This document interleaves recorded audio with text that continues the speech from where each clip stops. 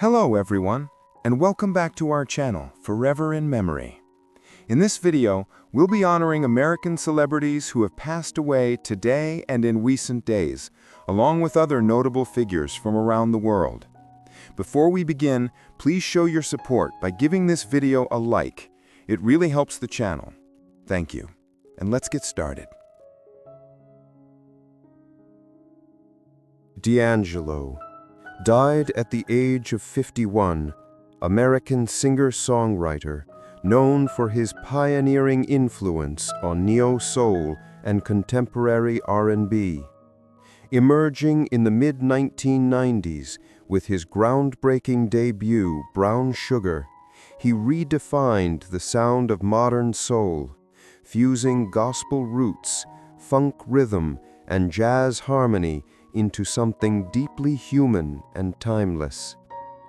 Born Michael Eugene Archer in Richmond, Virginia, D'Angelo grew up surrounded by church music and the spiritual cadence of gospel choirs.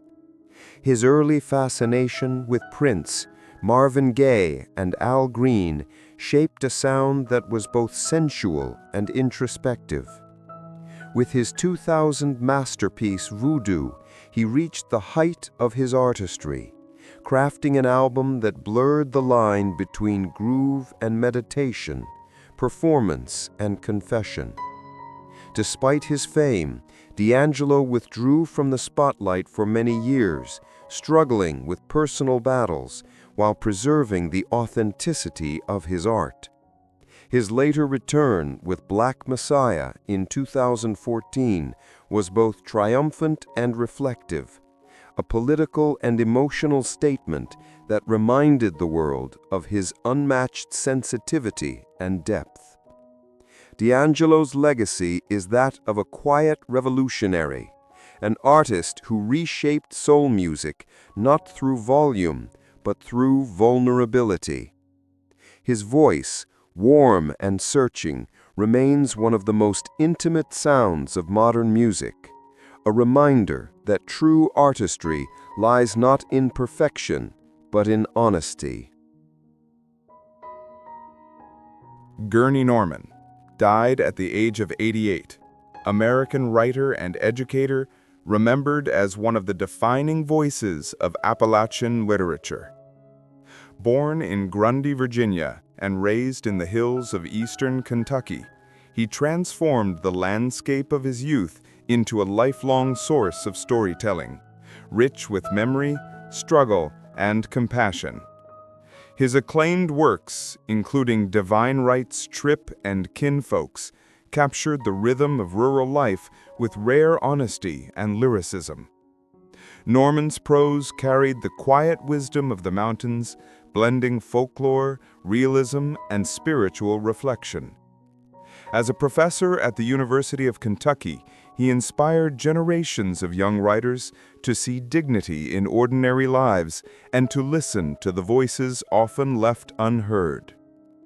Beyond his fiction, Gurney Norman served as a bridge between tradition and modernity, reminding readers that Appalachia was not a relic of the past, but a living, breathing culture of resilience and grace.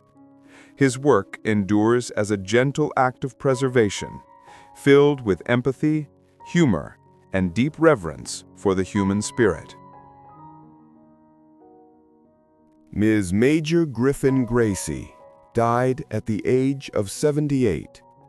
American transgender activist and community leader, remembered as one of the foundational voices in the fight for LGBTQ+ rights and dignity.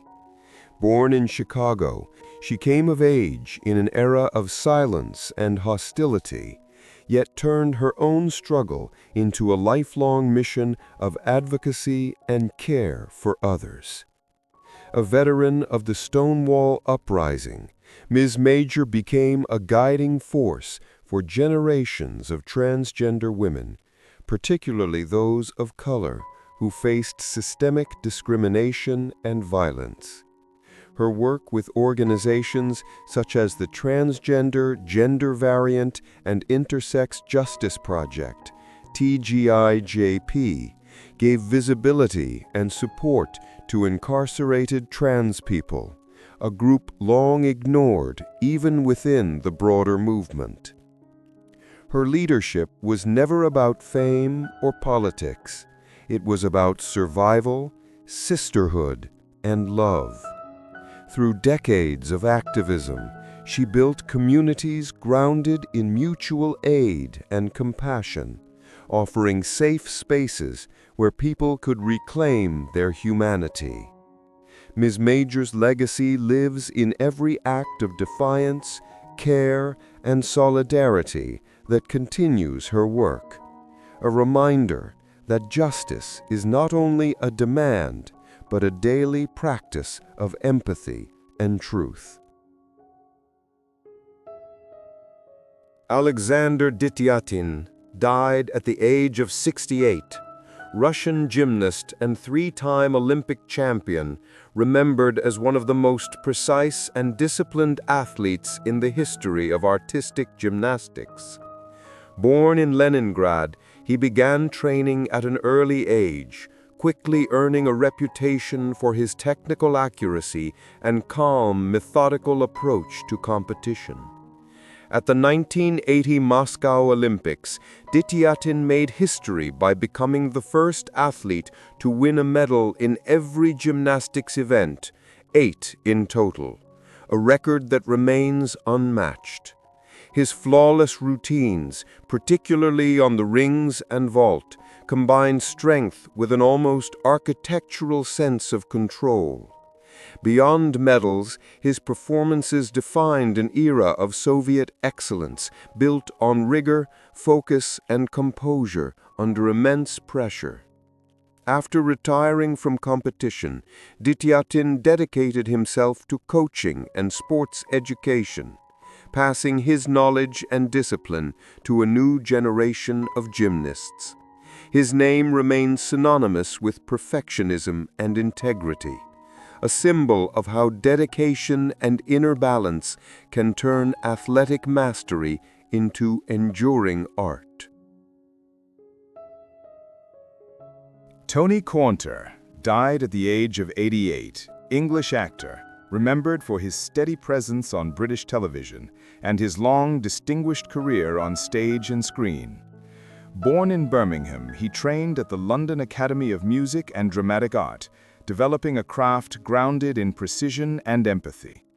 Over the decades, Caunter appeared in some of Britain's most beloved series, including EastEnders, where his portrayal of Roy Evans made him a familiar and trusted face to millions of viewers. He was also known for his work in Z-Cars, Doctor Who, and numerous theater productions, where his professionalism and quiet authority earned the respect of colleagues and audiences alike. Beyond fame or celebrity, Tony Caunter embodied the virtues of a true character actor, reliable, disciplined, and deeply human in every performance. His career reflected a lifelong devotion to storytelling, and his work continues to resonate as a testament to the enduring power of craft and humility in British acting. Nasser Tagvai died at the age of 84, Iranian film director and screenwriter, remembered as one of the central figures of Iran's new wave cinema. Born in Abadan, a port city shaped by oil and industry, he drew much of his inspiration from the working-class lives and coastal landscapes of southern Iran. His films reflected both the poetry and the hardship of ordinary existence, stories told with quiet realism, deep empathy, and visual restraint. Tagvai's early works, including Tranquility in the Presence of Others and Captain Khorshid, marked a turning point in Iranian cinema, introducing a literary and humanist sensibility that broke from convention. He combined social observation with moral introspection, revealing the dignity of people caught between tradition and change. Throughout his career, he resisted commercial formulas, staying true to his vision even in times of censorship and limitation.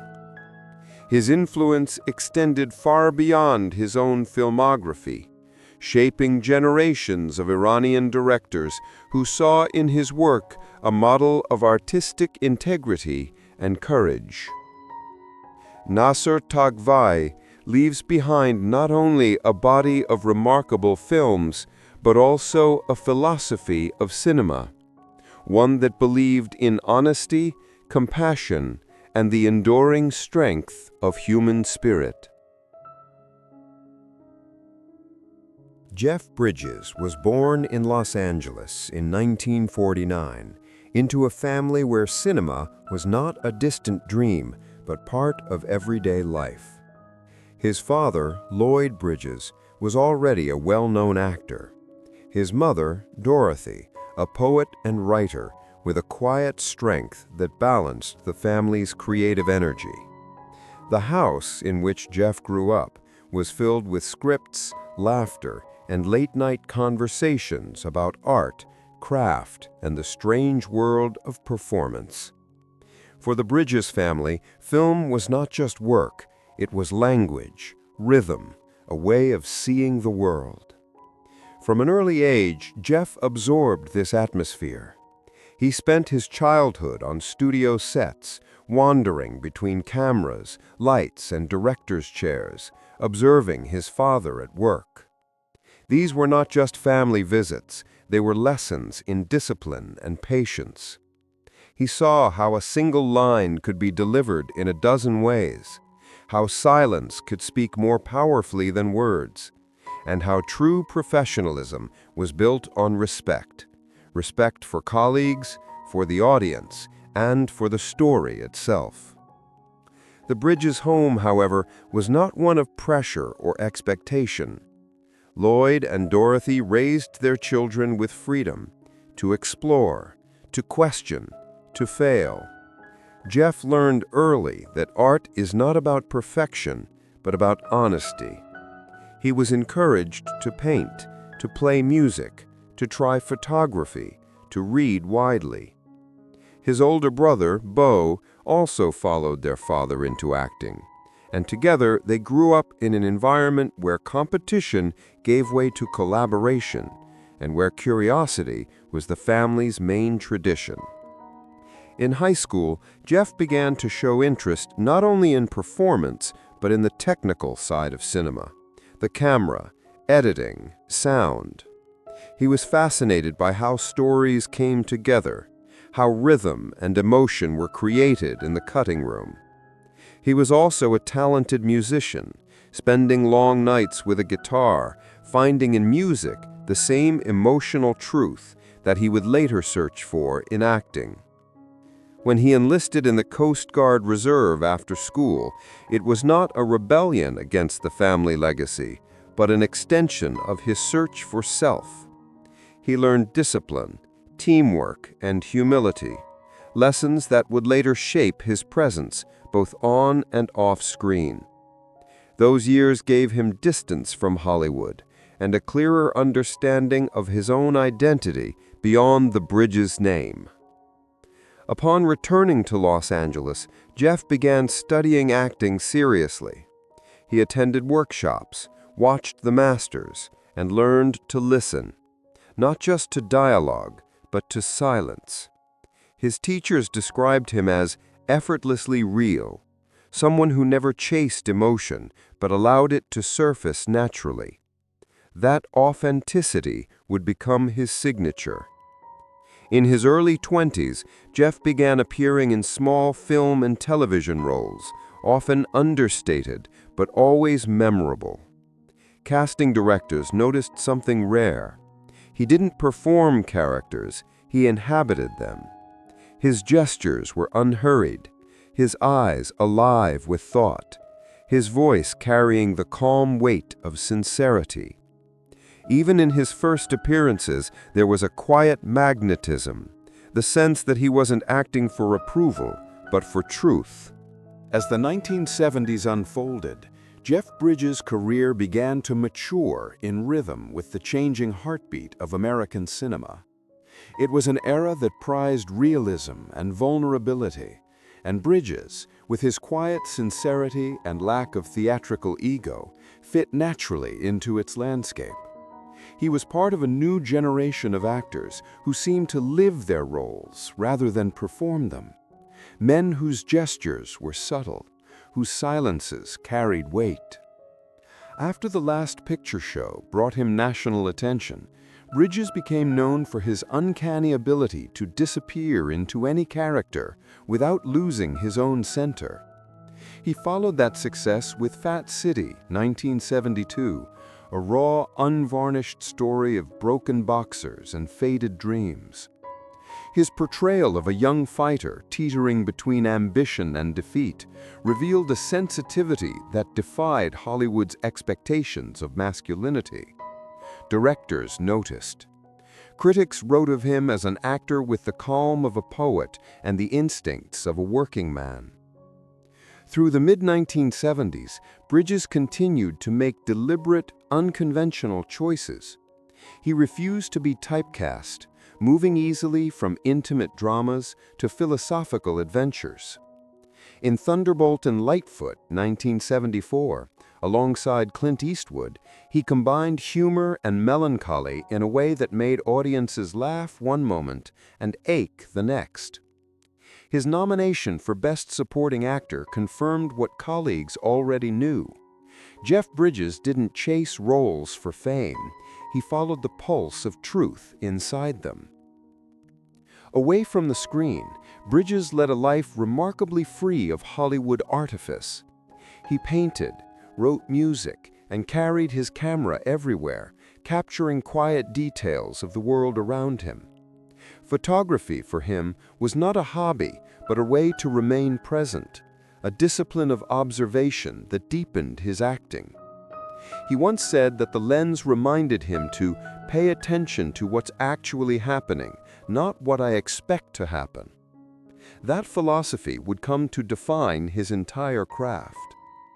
As he entered the 1980s, Bridges began to balance the momentum of his career with an expanding sense of identity.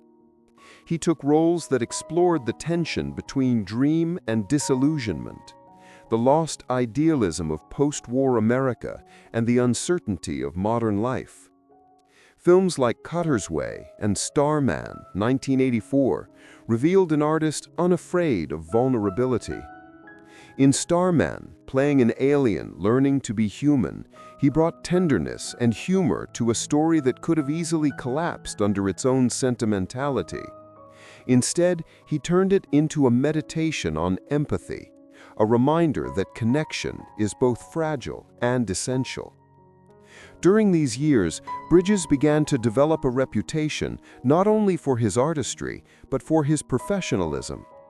Directors spoke of his quiet preparation, his generosity on set, and his habit of creating an atmosphere of calm concentration. He was known for arriving early, staying late, and never letting vanity interfere with the work.